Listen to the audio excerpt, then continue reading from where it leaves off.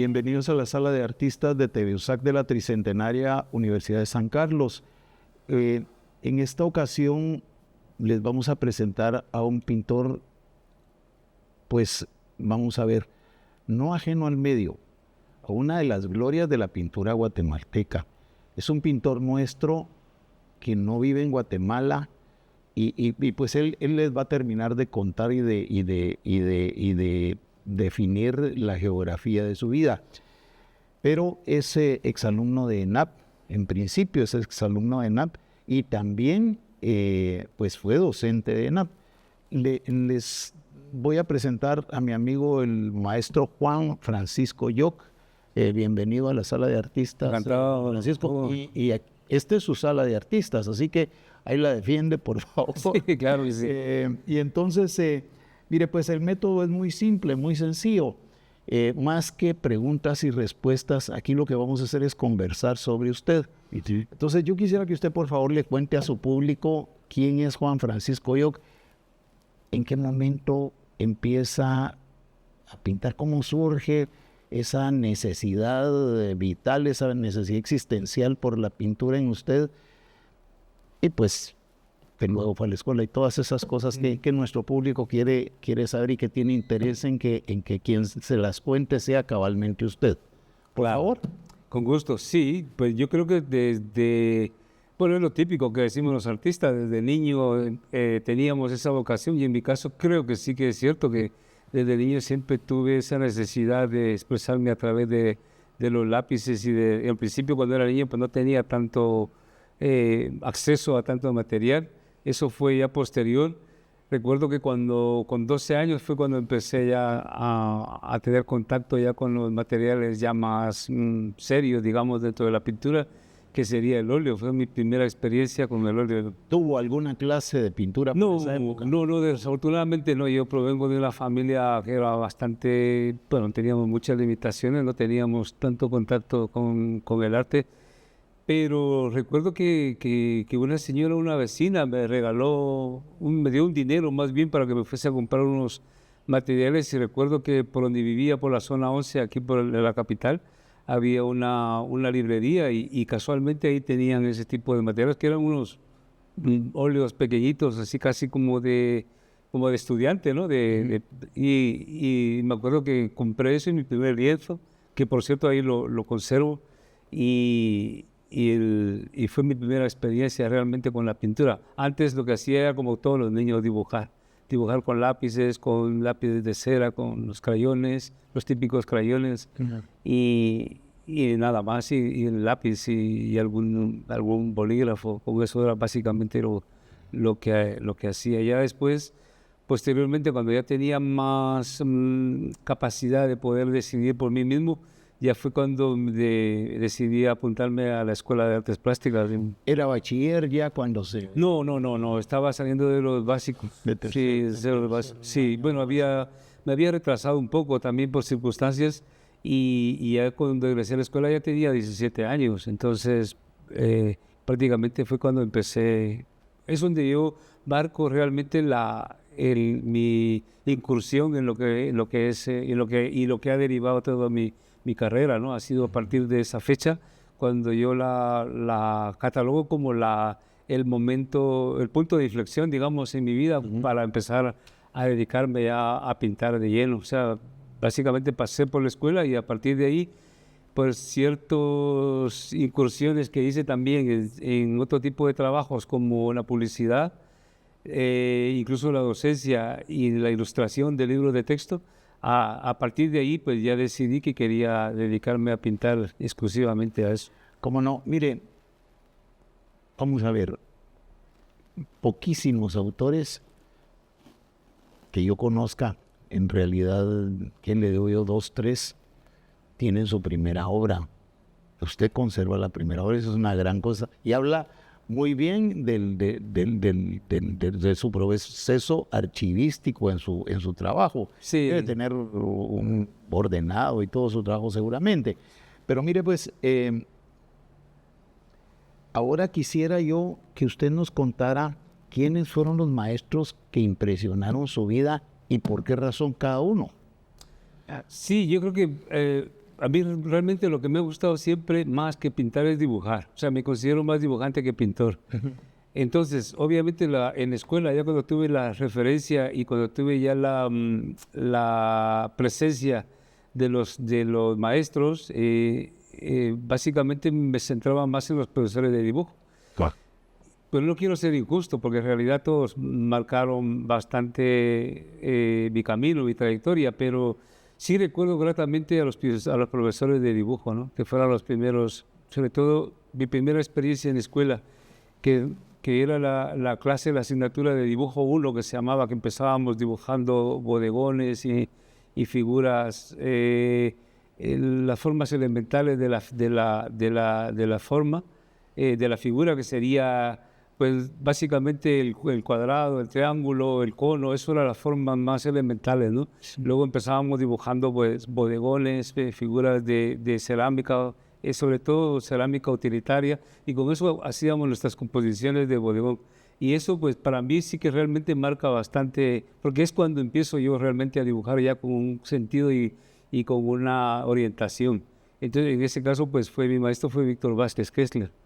Sí. ¿Cómo no? El famoso Vázquez. Sí, él fue prácticamente la primera impresión, digamos, que tuve como dentro de lo que era ya el conocimiento académico, ¿no? del dibujo. Sí, don Víctor, que también fue juntamente con, híjole, se llama esta señora Premio Nacional de Literatura, ella, Delia Quiñones. Con Delia Quiñones, el autor del Salón Nacional de la Acuarela, nada menos, ¿va usted? Sí, que también lo gané yo también dos veces, sí.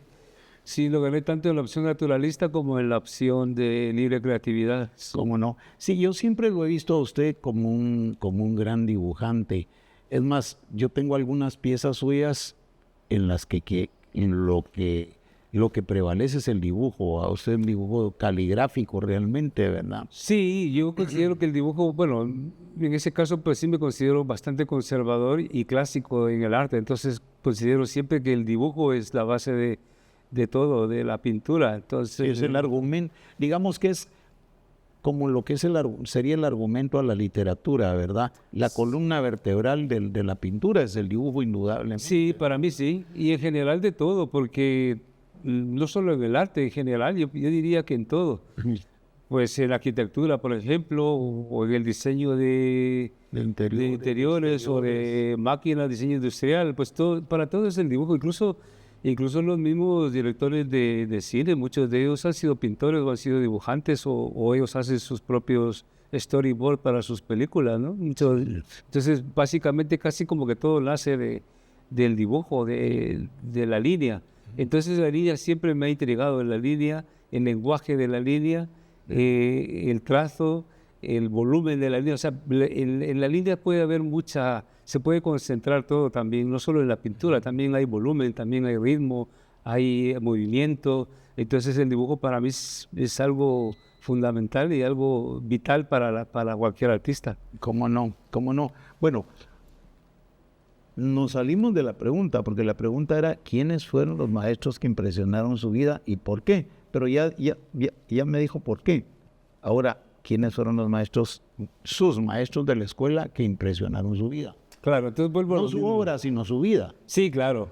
Sí, por eso la primera experiencia fue esa, porque la primera experiencia de uno como estudiante o que está buscando esa asesoría para formarse como artista, pues la primera es lo que más le marca a uno, por lo menos a mí, ¿no? Que es lo que le contaba la experiencia esa.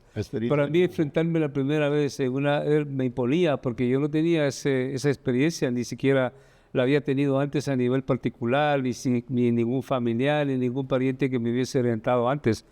Entonces, pues esa fue prácticamente lo que marcó mi vida, ¿no? Fue la primera experiencia, el primer día.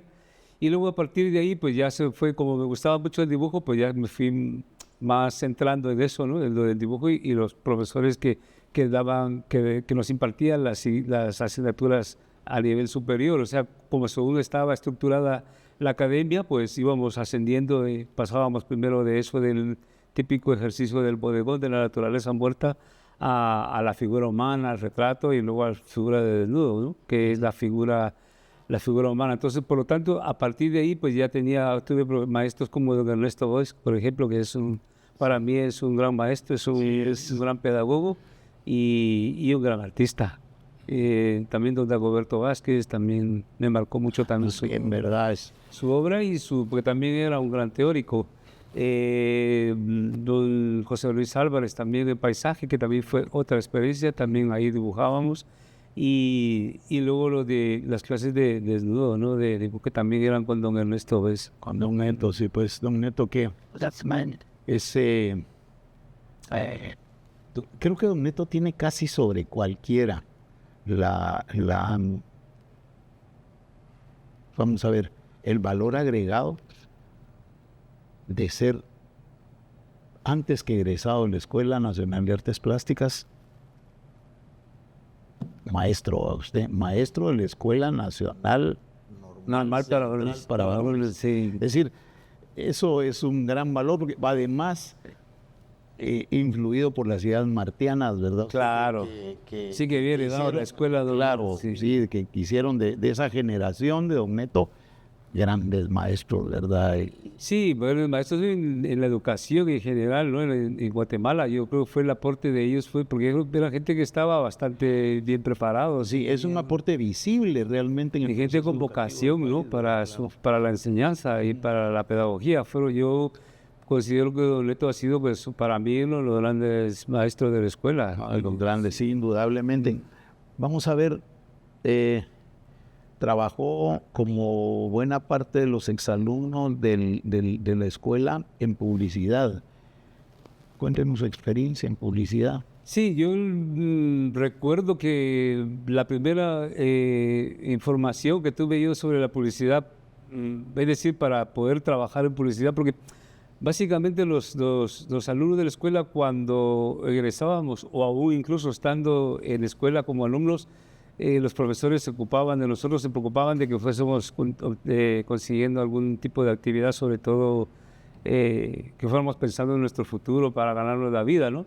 Y entonces una de las alternativas era, o si no, la alternativa más importante era la de la publicidad, era la brecha que se abría para nosotros. Y recuerdo que la primera vez fue a mediación del maestro Víctor Vázquez Kessler, y me contactó con una publicidad que se llamaba Hemisférica Publicidad, que era de Ramón Ávila, creo. Y entonces ahí trabajaban ya varios compañeros. Pero fui ahí, pero tampoco me quedé, porque no tenía en ese momento la vocación de buscar en ese medio una manera de buscar el futuro.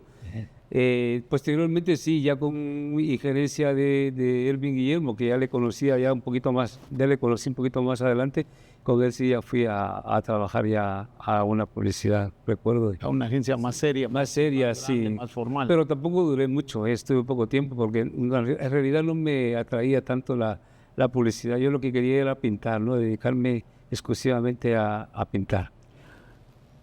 La experiencia de la docencia y cómo es que Juan Francisco Yo llega a sustituir a don Neto Boix. Pues yo creo que fueron circunstancias de la vida. En ese momento, yo ahora a la distancia lo veo, ¿no? Son cosas que pasan y resulta que don Neto asumió en aquella época la dirección de la escuela, y entonces él tenía que dejar sus clases. Y entonces él llevaba varias clases de dibujo 3, dibujo si quiera retrato y de figura humana, y entonces él necesitaba en ese momento surgió la necesidad de gente que le supiera, ¿no?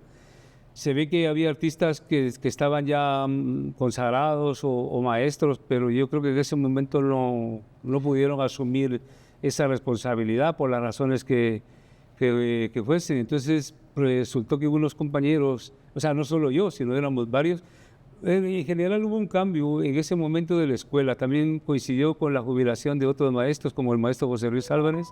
Y entonces en ese momento pues fue cuando surgió la opción de sustituir la clase de don Neto, de manera que yo pasé a ser el profesor de dibujo 3 en la escuela. Ah, mire, pues qué bueno. Bueno, vamos a ir a un corte porque se nos acabó el primer segmento. Ya veo que le dije que aquí no alcanza el tiempo. Sí, es verdad. Volvemos con ustedes, con Juan Francisco Yoc, en su sala de artistas en un momento. No se vayan, lo mejor está por llegar. Estamos de vuelta con Juan Francisco Yoc en su sala de artistas, hablando de su vida y su obra. Ahora vamos a ir a un tema que nos ocupa siempre con nuestros amigos artistas plásticos en este programa, y es ¿a qué escuela, a qué estilo pertenece Juan Francisco Yoc? ¿Por qué? Mire, pues déjeme decirle una cosa. Yo creo que en Guatemala, en la época a la que usted pertenece, que es la segunda mitad del siglo pasado, hay en realidad pocos dibujantes, pero los pocos dibujantes que hay son potentísimos, ¿verdad? Y uno de esos dibujantes es usted. Es decir, cuando yo vi su trabajo muy tardíamente. Usted ya estaba afuera cuando yo conocí su trabajo, pero cuando yo vi su trabajo por primera vez, no es que haya una referencia de él en usted, pero su trabajo me refirió cabalmente a Ramírez Amaya. No necesariamente al Ramírez Amaya que conocemos, al Ramírez Amaya clásico, sino la capacidad caligráfica del dibujo suyo. Lo suyo es absolutamente distinto, no hay comparación, no estoy hablando de influencias ni de ninguna manera. Usted tiene trazo propio y su trabajo es perfectamente reconocible, su trabajo basado en el dibujo es perfectamente reconocible al ojo. Es decir, uno no necesita haber visto el 25% de su obra para reconocer su trabajo, ¿verdad? Háblenos entonces de su estilo y de la presencia caligráfica en su trabajo. Sí, pues volviendo a lo que le comentaba antes, lo del dibujo, que ha sido siempre mi motivación.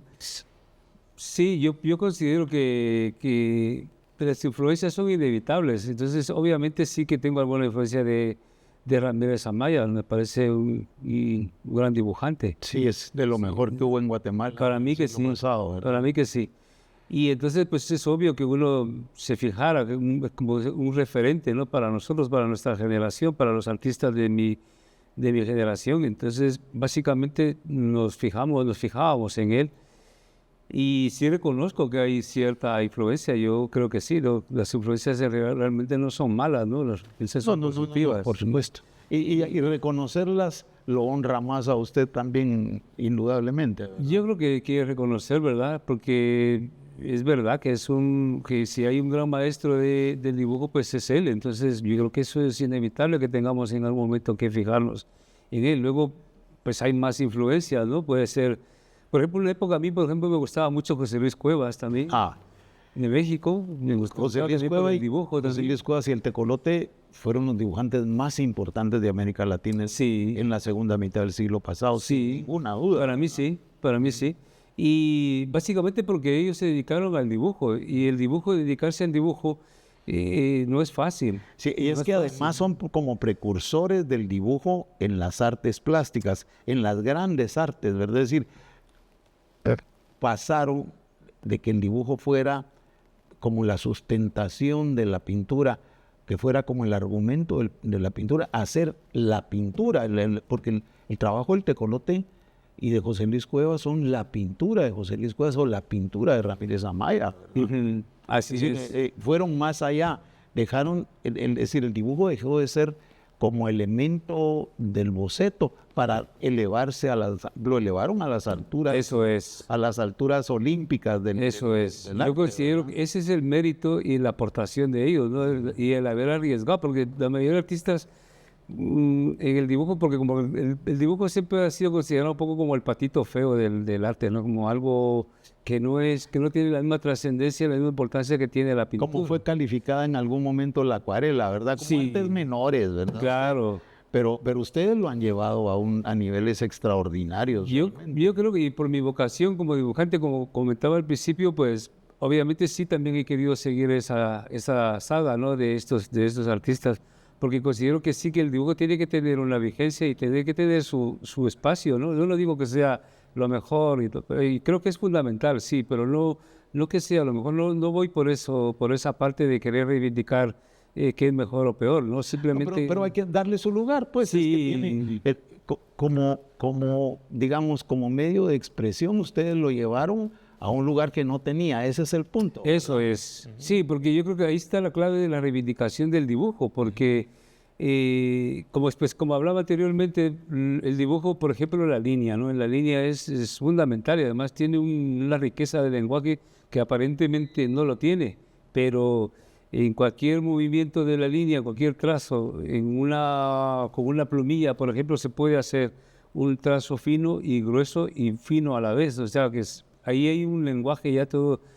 Por ejemplo, en la caligrafía china, que es básicamente como un dibujo. Es decir, en un grafismo se puede encerrar todo muy diverso. El dibujo se expresa en muchas formas, de muchas maneras, incluso en la misma caligrafía, que también es un arte también. Entonces yo creo que el dibujo sigue siendo eso. Luego, para mí, después de estas referencias que eran más cercanas, después por circunstancias conocí la obra del artista de Roberto Mata, del artista chileno. ¿Cómo no? Sí, y que también es un gran dibujante y ahí también marcó también otra etapa de mí, influenció también en mi vida durante una época, también me gustó mucho. De hecho, antes de irme a Guatemala yo buscaba un poco ese lenguaje también, del lenguaje surrealista, un poco abstracto, surrealista, ¿no? Era del impresionismo abstracto, del expresionismo abstracto, perdón. Entonces, ese tipo de lenguaje también me gustó muchísimo. Déjeme contarle una cosa, no nos vamos a salir del tema. Mire, pues, yo tengo unas 3 piezas suyas en una colección más o menos apreciable. Pero las piezas más importantes están en mi habitación. Y hay una pieza suya en mi habitación. La veo todos los días.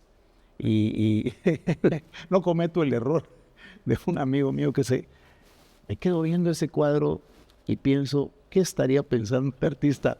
No, siempre rebota uno ideas distintas con las obras. La obra de arte siempre tiene esa virtud, la auténtica obra de arte tiene la virtud de rebotar en usted sentimientos e ideas distintas siempre, ¿verdad? Pero pues le quiero decir que para mí siempre ha sido, desde que me encontré con estas piezas suyas, esas, sobre todo 2, han tenido una suerte de valor sagrado para mí. Y hoy en la mañana, cabalmente, mientras me vestía, pensaba yo, ¿cómo será? ¿Qué irá a sentir el maestro en el momento en que se pare aquí, enfrente de esa pieza? Es decir, supongo que le ha pasado 1000 veces ir a una colección y encontrarse con sus piezas. ¿Cómo es esa experiencia, maestro? Pues son muchas, porque las emociones, porque primero me retrotrae a recordar este momento ese que hice la obra. Luego las circunstancias, por qué ha ido a dar a ese lugar o con esa persona, por qué esa persona le tiene ese apego o incluso a veces puede pasar también lo contrario. Hay gente que tiene obras que a lo mejor la conserva, pero a lo mejor no le transmite el mismo... O sea, hay de todo, ¿no? Se establece ahí un diálogo entre el artista y él. Pero es curioso porque ese diálogo es constante y es prácticamente eterno, permanente, quiero decir, más que eterno. Entonces, es algo, para mí me emociona siempre cuando me pasa esa experiencia de ver y cuando la gente me cuenta eso como lo que usted me acaba de comentar. De hecho, ahí en donde vivo, en el Escorial, que es ahí cerca de Madrid, amigos míos tienen obras mías y también los tienen así también como me acaba de contar usted, y cuando voy a sus casas y los veo, pues me entra una emoción, algo inenarrable, no sé, a veces no sé qué, me lo trae a eso, al momento en que lo hice, intentando recordar ese momento en que a veces me recuerdo y otras veces que no, pero sí la impresión esa de ver eso, de enfrentarme a enfrentarme a mi trabajo, ¿no? A mi obra y volver a verla, es algo entrañable. Sí, me puedo imaginar. Fue alumno regular de San Fernando, de la Real Academia de Arte de San Fernando estamos hablando. Cuéntanos esa experiencia, maestro, por favor. ¿Cómo fue su experiencia en San Fernando? ¿Cómo es la experiencia de un pintor latinoamericano en una academia del nivel de San Fernando? Porque es para nosotros uno de los más altos anhelos de nuestros artistas, cabalmente ir a San Fernando. Muy pocos han ido. Don Neto Bech, Elmar Rojas, Manolo Gallardo, bueno, y nuestro querido amigo Juan Francisco Yo. Cuéntenos cuál es su experiencia al respecto. Sí, es algo impresionante, ¿no? Porque eso es un nivel muy alto, ¿no? De este tipo de instituciones. Es difícil para un artista latinoamericano también, porque enfrentarse a ese tipo a ese nivel, digamos, de aprendizaje impresiona, impacta, porque es un nivel muy alto y de una tradición centenaria, milenaria prácticamente de lo que es el arte, ¿no? Y se concentra todo lo que es el arte. Tiene como 500 años la escuela. Sí. Es universidad ahora. Sí, y antes, bueno, pero eso concentra todo lo que es el arte español, ¿no? Ya el arte ya no solo como academia, sino toda la trayectoria desde antes que existiera la academia. Entonces es algo importante. Es difícil para artistas latinoamericanos porque creo que nosotros en ese aspecto, sí, aquí yo me considero un afortunado porque aquí en la Escuela de Artes Plásticas tuve buenos maestros, ¿no? Buenos maestros que realmente sí que nos ayudaron y nos enseñaron bastante. Y aún así es difícil llegar a otro nivel, a otro medio. Es complicado, no es fácil, pero yo creo que en aquella época, y nosotros los alumnos de aquella época tuvimos la fortuna y la suerte de tener esa preparación de esos artistas que nos formaron y que nos dieron una buena base para poder luego incursionar a otros niveles del arte, ¿no? Yo creo que es difícil, pero teniendo una buena preparación es aún más fácil. Teniendo esa formación que tuvimos nosotros aquí en Guatemala, ya como maestros como don Dagoberto Vázquez, que aparte de pintar, pues también nos enseñaban también teoría de la plástica, ¿no? Es que él es uno de los grandes intelectuales del Sí. arte contemporáneo guatemalteco. Y eso es una buena base, en general es una buena base para luego poder, porque teníamos ya esa formación, incluso de historia del arte, también tuvimos una buena preparación, cosa que eso luego le sirve a uno para poder llegar a otro centro de estudios o a otro centro de conocimientos. Yo creo que eso a mí, por ejemplo, me ha venido muy bien, a mí me ha favorecido muchísimo. Por ejemplo, en el paisaje, que quizás es una disciplina dentro de la pintura que a veces no se le valora tampoco. Y yo tuve un buen maestro como don José Luis Álvarez, un gran paisajista aquí en Guatemala. Sí, valiosísimo, ¿verdad? Sí, y de hecho yo al principio, en mis inicios yo quería ser pintor hiperrealista, según yo soñaba con eso, pero al final decidí que quería mejor expresarme de otra manera, ¿no? De hecho lo sigo haciendo, el ejercicio del natural y del realismo lo sigo haciendo. Entonces todas esas cosas ayudan para luego posteriormente es como una base, un buen fondo para luego poder recibir otro tipo de enseñanza superior. Y yo considero que eso me facilitó mucho las cosas. Mire, pues, yo quisiera volver a un tema concreto en su trabajo. el estilo. ¿Podemos hablar del estilo? Sí, El estilo en Juan Francisco Lloc. el estilo al principio, cuando uno es recién egresado de la academia, en ese caso, porque como era muy realista, yo quería eso, quería ser pintor realista y hiperrealista.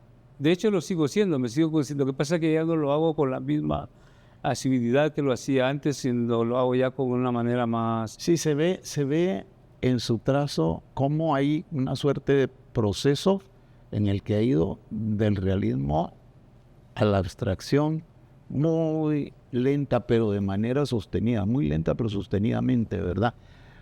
Maestro, vamos a ir a un corte, se nos acabó el segundo segmento. De acuerdo. Volvemos con ustedes, vamos a un corte, volvemos con Juan Francisco Lloc. De regreso en su sala de artistas con Juan Francisco Lloc.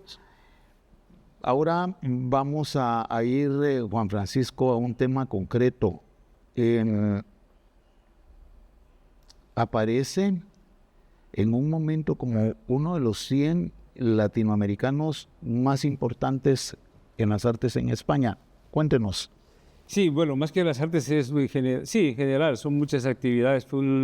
Esto fue un grupo de residentes latinoamericanos en Madrid, sobre todo, que se dedicaban a hacer este tipo de homenajes a bueno, artistas y personas que de cierta Personalidades también deportistas. De mundos también. diversos. Sí, de muchas actividades, ¿no? Y entonces hacían este tipo de homenaje, digamos, a las personas que estaban pues, ahí y que teníamos ya cierta trayectoria. Esto fue ya hace algunos años, yo recuerdo que fue en 2015, 2012, 2015 creo que fue. Y bueno, para mí pues fue un honor que me incluyeran ahí entre estos personajes que tenían lo que estábamos haciendo cierto trabajo allí en España, o sea, como les repito, eran todavía artistas, tanto plástica como actores, gente de escritores, de diversas direcciones. Eso es, deportistas, también gente que ha tenido una trayectoria y una vida y que tiene ya cierto tiempo de estar ahí y que ha hecho alguna actividad que merezca la pena ser realzada. ¿Cómo no? ¿Cómo no? ¿Cómo no? Bueno, pues felicidades por eso. Hay un tema recurrente aquí en que creo que lo traemos siempre a cuenta porque es de importancia para nuestra visión de las artes en general, pero en particular en este caso de la pintura. ¿Qué papel juega la digitalidad en el ejercicio artístico de Juan Francisco Lloc? Yo creo que como bueno, primero que he tenido, digamos, la suerte o la virtud de haber estado viviendo esta época de cambios. Y uno de los cambios en la tecnología, en el arte también, se ha visto también... Vimos el futuro, ese es el punto. Eso es, sí, claro. ¿Se acuerda que cuando, bueno, eso es poco el tiempo que nos separa realmente? Cuando éramos niños, se acuerda de los supersónicos en la televisión, ¿verdad usted? Sí, que nos parecía algo totalmente inalcanzable y creo que en algún momento lo estamos. Yo también me recuerdo mucho de esa, nos ha tocado esa serie, sí. Esa cosa que a nosotros nos parecía algo virtual. De la más absoluta virtualidad y ficción, ¿verdad? Y ficción, eso es. Y ahora pues ya cada vez lo vemos más cerca. Sí. Entonces yo creo que la tecnología está para incursionar en todo y en todos los ámbitos, y por qué no lo va a hacer también en el arte. Cosa que yo creo que no hay que renegar de ello, es también viene a ser una herramienta más, es decir, la misma fotografía, el mismo vídeo también, forma parte también de esa misma tecnología, y en el cual el dibujo y el arte, la pintura y el arte en general también se puede ver influenciado y apoyado y también es como otra técnica más, una herramienta más para poder desarrollar el arte también. Yo no niego de ello, no reniego de ello, creo que es importante y que es algo que tenemos que también aprovechar y utilizarlo, ¿no? Eso forma parte de nuestra época y de nuestro momento, por lo tanto, pues también tenemos que aprovecharlo. Es decir, la misma tecnología, por ejemplo, un lápiz, encerrar un grafito encerrado dentro de un trozo eso ya era tecnología, es tecnología y en su momento lo fue, ya no se dibujaba con un carbón. Ya no era con el grafito. Claro, ya era algo que tecnificó en ese momento pues el arte y ahora pues, ¿por qué no? Una computadora o un programa nos puede ayudar a hacer. Sí, son elementos que confluyen en el arte como para darle complementariedad, ¿verdad? Claro. Tal vez por ahí es más bien el asunto, ¿verdad? Sí, yo pienso que sí, no es una panacea que venga a sustituir, no, es algo que viene a aportar. Y entonces, como aporta a lo que nosotros hacemos, a nuestra actividad, pues yo creo que es útil. Yo lo veo bien, lo veo positivo. Claro. Ahora, es verdad que todo tiene sus pros y sus contras, no todo es ni blanco ni negro, hay cosas que tiene sus grises y ahí es donde hay que tener un poco, pues eso, mantener un poquito Sí, abrir los ojos, no. no cerrarse tampoco. Sí, y tampoco creer que esto nos va a venir a resolver todo. En la órbita del tecnologismo y que todo es tecnología, porque tampoco es cierto, sin el concurso humano no hay arte, ahí no hay vuelta de hoja. Claro. Bueno, vamos a ver. Ha vivido del arte como artista profesional. ¿Qué planes concretos tiene para Guatemala? Bueno, en Guatemala la verdad es que nunca lo he dejado de venir. He venido frecuentemente a hacer exposiciones, siempre he tenido contacto con galerías. Ahora un poquito menos, pero yo creo que después de la pandemia hizo como que el arte también se resultó un poco afectado en esos aspectos. Y también la misma tecnología ha ido cambiando también el mercado del arte y eso también ha sido un cambio que ha habido últimamente. Y en mi caso, pues sí quiero seguir manteniendo ese contacto y el contacto también físico, de estar aquí en Guatemala más tiempo para aprovechar también un poco las circunstancias de aquí, el arte, el movimiento artístico aquí en Guatemala, que es tener las dos vertientes, ¿verdad? Tanto la de allá como la de acá. O sea, eso sí que me parece interesante. Por lo tanto, quizás sería permanecer más temporadas aquí también en Guatemala y poder hacer aquí más actividades, hacer exposiciones. Quiero hacer una exposición un poco, quizás no retrospectiva, pero sí un poco más reflexiva, digamos, contar un poco de obra, tanto de aquí, de allá como la de acá, y hacer una exposición y poder mostrar un poco para mí también, aparte de la gente del público que la pueda ver, para mí, para contrastar un poco y confrontar ambas etapas. Eso es, para mí sí, porque son dos etapas muy, muy definidas, ¿no? Una, la que hice aquí, la etapa que hice aquí, y luego la otra de ahí de España. Entonces sí que quisiera volver más tiempo y no sé, nunca se sabe, pero de momento eso es lo que quisiera hacer. Esas son las intenciones. Sí, las intenciones. La intencionalidad en torno sí, también los años, como van pasando los años, pues también uno como que se va haciendo un poquito más conservador o más melancólico, no sé cómo llamar esto. Y que la patria llama, la tierra trae, ¿no? Donde uno, como decimos los zacapanecos, donde uno tiene el ombligo botado. Claro. Donde uno enterraron el ombligo. Sí. Mire, esto me lo dijo por primera vez María Aguilar, la arquitecta maestra de la pintura María Aguilar. Pero hemos coincidido con muchos artistas coincidido en el mismo sentimiento. El arte es una forma de vida. Es decir, si usted solo es artista para ganarse unos centavitos, pues por ahí irá y nunca va a trascender, claro, usted, porque para pagar las facturas. Si usted solo paga los biles, como dicen los gringos, con lo que hace, pues si ese solo es su trabajo, pues entonces, pero si es su forma de vida, pues es otra cosa. ¿Qué es el arte en la vida de Juan Francisco Llop? Para mí es una pasión, porque si no lo entiendo de otra manera, porque si no iría como, pues como todo el mundo, a trabajar 8 horas al día, tener mis días de fin de semana libres. No, yo no tengo ningún, bueno, me imagino que no yo, todos los artistas no tenemos un horario, no tenemos una fecha, no tenemos, y yo pienso que en este caso, en mi caso en particular, sí es una pasión, no es una vocación. Bueno, una vocación, pero no es una... Es una suerte de pasión neurótica. Sí, es cierto decir, uno está permanentemente enfrentado al desafío del trabajo, porque en el arte no hay artista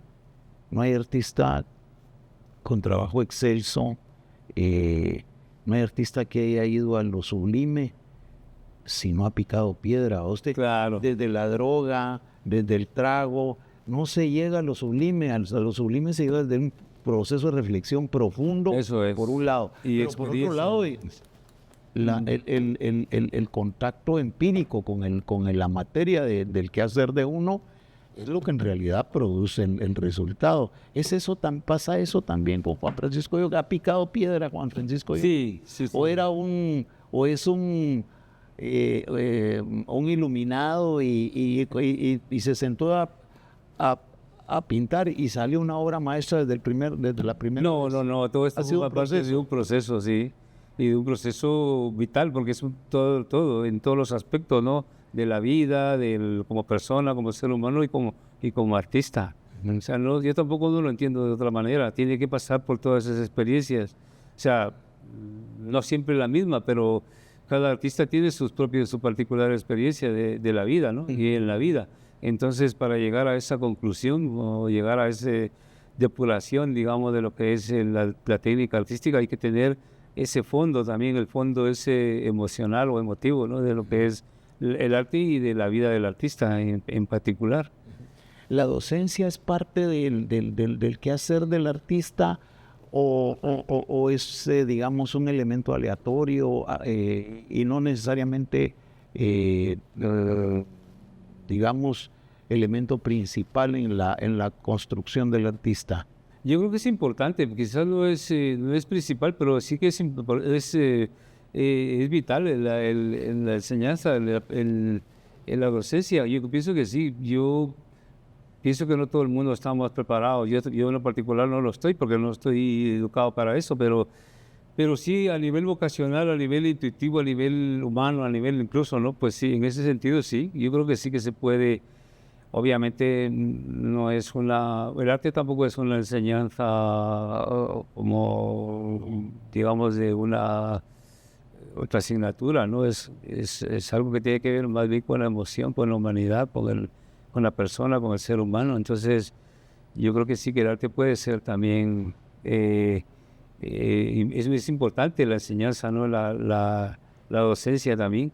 Es verdad que no todos valemos para eso, no. Sí, indudablemente. Hay artistas que son geniales, pero que como docentes a lo mejor no. Y hay docentes que no hace falta que sean geniales, ¿no? Pero su enseñanza sí, o sea, Su capacidad de transmitir, eso sí, llega y es... Su capacidad de instalar su conocimiento en la conciencia del otro. Eso es. Eso es lo que es importante. Mire, ¿qué es más Juan Francisco Llop? ¿Un artista que pertenece a una corriente o un artista que da pábulo más bien a su intuición? Yo creo que lo segundo, más bien a la intuición. O sea, no tengo tampoco un estilo, y no quiero tampoco tener un estilo definido, no. O sea, quedarme anclado en pintar siempre lo mismo, ¿no? Porque las emociones son distintas. Y un día pinto una cosa con una técnica y otro día con otra técnica, y la técnica en ese caso sí que me condiciona. Ok. Sí. Mire, pues, ahora quiero que me haga el favor de darle un breve mensaje a los jóvenes artistas que comienzan, por un lado, y por otro lado que se despide su público, porque su programa lamentablemente llegó al final.